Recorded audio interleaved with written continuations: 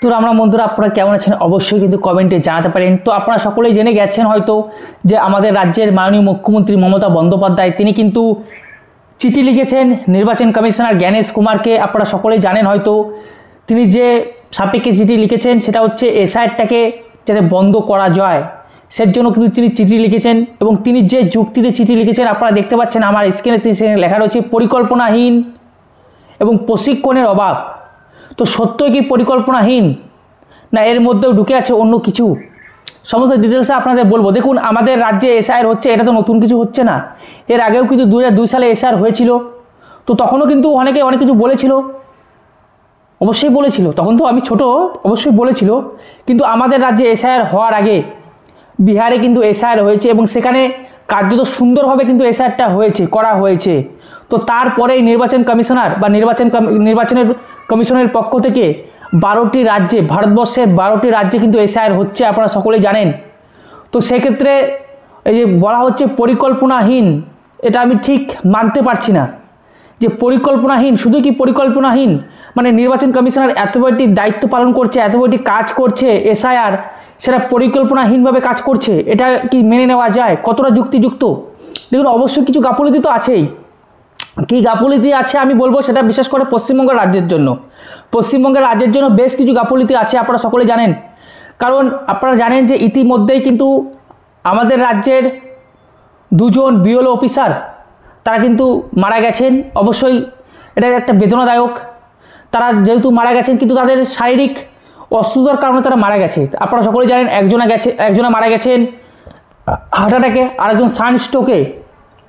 তো এই জিনিসটাকে আমাদের রাজ্যের মাননীয় মুখ্যমন্ত্রী তিনি এসআইআরের সঙ্গে যুক্ত চাইছেন যে এসআইআরের কারণেই তারা মারা গেছেন, এসআইআর কাজ করতে করতে তারা মারা গেছেন। এবং দুর্ভাগ্যজনক এটা সত্য হলে যে তাদের পরিবারগুলো সেই একই সুরে কথা বলছেন যে এসআইআরের কারণেই কিন্তু মারা গেছে। কিন্তু আমার মনে হয় না যে এসআইআরের জন্যই কি মানুষ মারা যায়, এটা কেমন একটা মানে একটা ব্যাপার হয়ে যাচ্ছে না যে এসআইআরের জন্যই মানুষ মারা যাচ্ছে। দেখুন মানুষ মারা যায়, কে কখন মরবে তো কেউ বলতে পারে না। আর এমন তো হতে পারে তারা আগে থেকেই অসুস্থ ছিল, এমন তো হতে পারে তারা আগে থেকে অসুস্থ ছিল, সেক্ষেত্রে তারা এখন মারা গেছে। কিন্তু সেটাকে এইভাবে জলগুলা করে এসআইআরের জন্য মানুষ মারা যাচ্ছে, এসআইআরটাকে তার জন্য বন্ধ করা উচিত, এটা কতটা যুক্তিযুক্ত কথা বলুন তো আপনারা। তাহলে সেক্ষেত্রে বলতে হয় ভোটের সময় যখন ভোট করতে যারা আসে তাদেরকে তো ভাই ওপেনলি তাদেরকে ভাই মারধর করা হয়, তাদেরকে তো ভাই জীবনে শেষ করে ফেলা হয়, তাদেরকে তো খুন করা হয় যারা ভোট করাতে আসে। তো সেক্ষেত্রে কি কোনো রাজনৈতিক দলের নেতা বা নেত্রী কেউ কি বলে যে পুরো ভোটটাকে এখন বন্ধ করে দেওয়া হোক? কারণ এতজন লোক মারা গেছে এবং কত সাধারণ মানুষ মারা যায় ভোটের সময়, পশ্চিমবঙ্গের ক্ষেত্রে বলছি আমি, তখন কি কেউ বলে যে ভোটটাকেই পুরো বন্ধ করে দেওয়া হোক? তো 2জনা মারা গেছে, অবশ্যই আমি দেখুন অবশ্যই দুঃখজনক একটি ব্যাপার, কিন্তু 2জন মারা গেছে বলে যে পুরো এসআইআরটাকেই বন্ধ করে দিতে হবে, এটা কোন যুক্তিতে হয় আমি এখনও বুঝতে পারছি না। আপনারা অবশ্যই কমেন্টে জানান, নাকি মাননীয় মুখ্যমন্ত্রীর কোনো নতুন খেলা রয়েছে বা নতুন কোনো পরিকল্পনা রয়েছে তার হয়তো। এবং এই যে মারা গেলেন, এটা কার্যত কী কারণে মারা গেলেন? এই দুটো যে 2জন বিএলআর অফিসার মারা গেলেন, কেন মারা গেলেন এনারা বলুন তো? দেখুন হার্ট অ্যাটাক এবং ব্রেন স্ট্রোক কখন হয়? যখন মানসিক দিক দিয়ে প্রেশার দেওয়া হয়। তো আমি মনে করি যে নির্বাচন কমিশনারের তরফ থেকে কোনো কিন্তু মানসিক যে প্রেশার সেটা ঠিক মতো আমি মনে করি না যে তাদের কাছ থেকে বেশি আসছে, তাদের কাছ থেকে বেশি আসার কথা নয়। কারণ বিরোধের যে কাজ করার নির্দেশ দিয়েছে তা হলো প্রথমে ছিল ডোর টু ডোর গিয়ে ফর্ম ফিল আপ করা, তারপর হচ্ছে ফর্ম কালেক্ট করা, তারপরে আরেকটি সংযোজন করা হয়েছে যে প্রতিদিন 100 জনের নাম নথিভুক্ত করতে হবে যে কমিশনারের যে বিএলও যে অ্যাপ রয়েছে সেই অ্যাপে। তো সমস্ত কিছু এখন অ্যাপে করবেন, সমস্ত কিছু এখন অ্যাপে করা উচিত। তো সেক্ষেত্রে আমি জানি না কতটা তাদের মানসিক হ্যারাসমেন্ট হচ্ছে, তারা অবশ্যই তারা হতে পারে শারীরিক হ্যারাসমেন্ট, কিন্তু শারীরিক কারণে যদি কারোর হার্ট অ্যাটাক হয় এটা ভাবার বিষয় একটি। কারণ হার্ট অ্যাটাক কখন হয়? যখন সে মানসিক দিক দিয়ে ভেঙে পড়ে, যখন সে চিন্তা করে তখন কিন্তু হার্ট অ্যাটাক হয়। আর এই হার্ট অ্যাটাকের পিছনের কারণ তো এমন তো নয়, মানসিক চিন্তাভাবনা, তাদের যে মানসিক চাপ সেটা কিন্তু নির্বাচন কমিশনার দিচ্ছে না, সেটা কার্যত দিচ্ছে আমাদের রাজ্যের কিছু রাজনৈতিক দল। আপনারা ভালো করে জানেন, কারণ আমাদের রাজ্যে এসআইআর শুরু হওয়ার আগেই মাননীয় মুখ্যমন্ত্রী বলেছিলেন যে পুরোপুরি একদম ইনডাইরেক্টলি ভাই হুমকি দিয়েছিলেন যারা বিএলও অফিসার আছে তাদেরকে। কি বলেছিলেন?